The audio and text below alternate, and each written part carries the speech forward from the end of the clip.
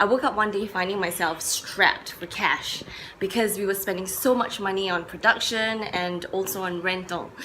And that was the biggest challenge, and I was just prepared to give up.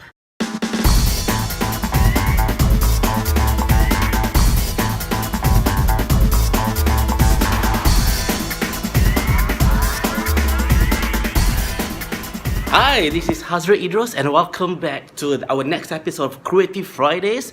And today we have a wonderful invited guest. She's actually my trainer when I was taking my certification then. Alright, so let me introduce her. Alright, this is a person whom I respected a lot. She's the author of the Win People Over. She's a influence thought leader as well as professional keynote speaker. With this, let me introduce you to Karen Leong. Hi, Hazriq, wonderful to be here and join your show. Thank you very much for taking my invitation to share. Always a pleasure, Hazriq. Thank you. Alright, so probably as you know that our vlog is to find out insights about creativity. What's creativity to you?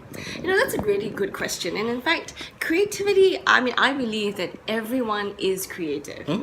Why is that so? Because you look at young children. Young children are naturally curious. And curiosity is the foundation of creativity. And people think, especially Singaporeans, think that I'm not creative. However, I believe that creativity is just about finding different ways of doing things. And that is how you see creativity in action.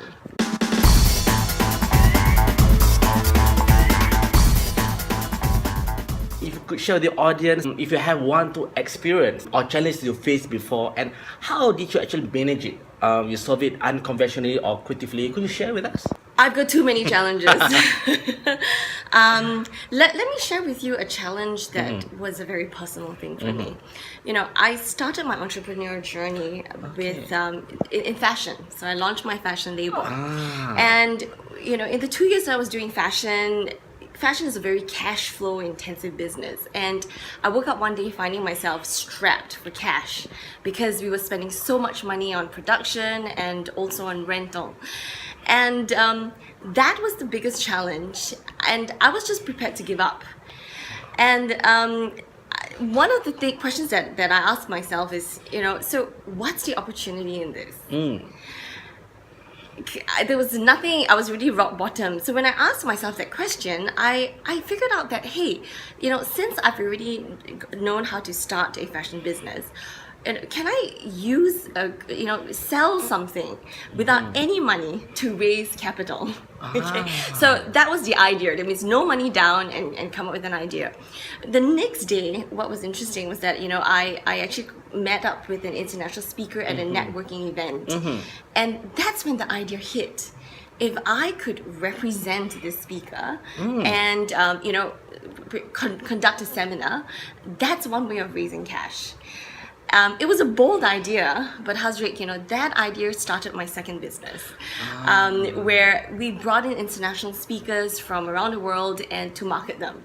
But the best part is, when we market the speakers, we got the cash up front, and it actually financed, the business naturally. So to me, that was a lifesaver, but it stemmed from a challenge. So creativity. One of the best ways to unlock creativity is to look for challenges. Because in every challenge, in every problem, there always lies an opportunity.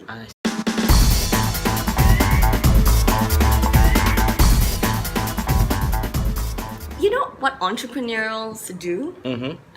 Me being an entrepreneur for well over a decade, entrepreneurs love challenges because we believe that in every challenge lies an opportunity, and the bigger the challenge, the bigger the problem, the bigger the opportunity is. Because you look at how inventions are. Inventions like the post-it pads, they come from mistakes. They come from challenges. So I always think that a problem that remains yet to be solved is actually the perfect business idea. Wow.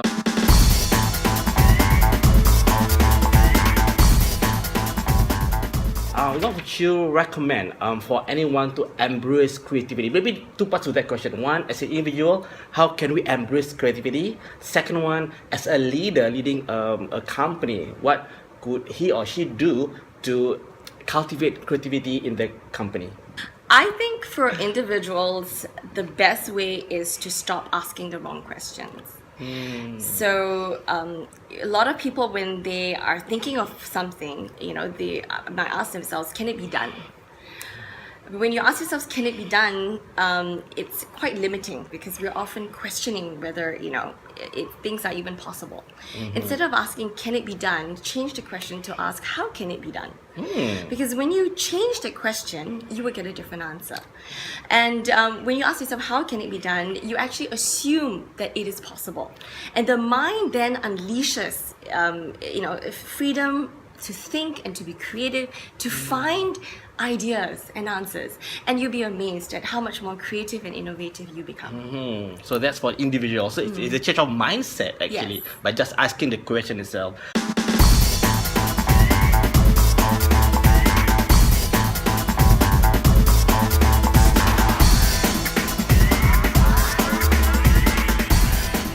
So how about as a leader, how can you cultivate creativity culture in the organization? I think, we at Influence Solutions, my company, we work with a lot of organizations to help their people become more creative, more innovative, more productive. Yep. We also help a lot of leaders in over 13 countries to lead more effective, more dynamic teams. And here's one, I'm going to share with you one of the biggest tips that Definitely. has changed a lot of my clients. And the key thing is to embrace mistakes. A lot of leaders, they try to empower people, but what they really do is that they empower the person, but yet hold the person responsible for consequences. And when you do this, people are not going to be proactive and to risk doing something out of the norm. What we share is that empower people to make mistakes. And there is a very interesting story, I think from long ago, the IBM story. Okay. Yes, where there was a junior executive who did something different, and it cost IBM $10 million. Yeah. But what happened was that he was sure that he was going to be fired when the then leader, CEO of IBM, actually told the guy who was really, really nervous to say that, hey, you made a mistake that cost us $10 million. Now that you've learned from it, we're going to make sure you learn from it. Okay, so, and we're going to keep you. And so the thing is that as leaders, we need to do this, to allow people to make mistakes and to do it frequently. Because the more you allow them to experiment, the more people will start making mistakes and correcting it early.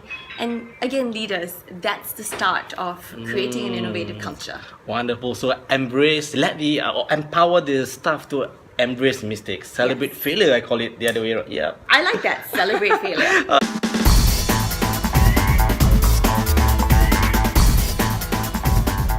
All right, thank you, Karen, for that wonderful sharing, and we hope the audience have benefited it in one way or another. And once again, thank you for your sharing, and I wish you all the best in your business. Thank you, and it's been a pleasure to your creativity. Thank you very much. So if you have anything, just drop us an email or comment us, and we'll get back to you. With that, Hazriq Idrus, Karen Leong, Creative Fridays. Thank you. Bye-bye.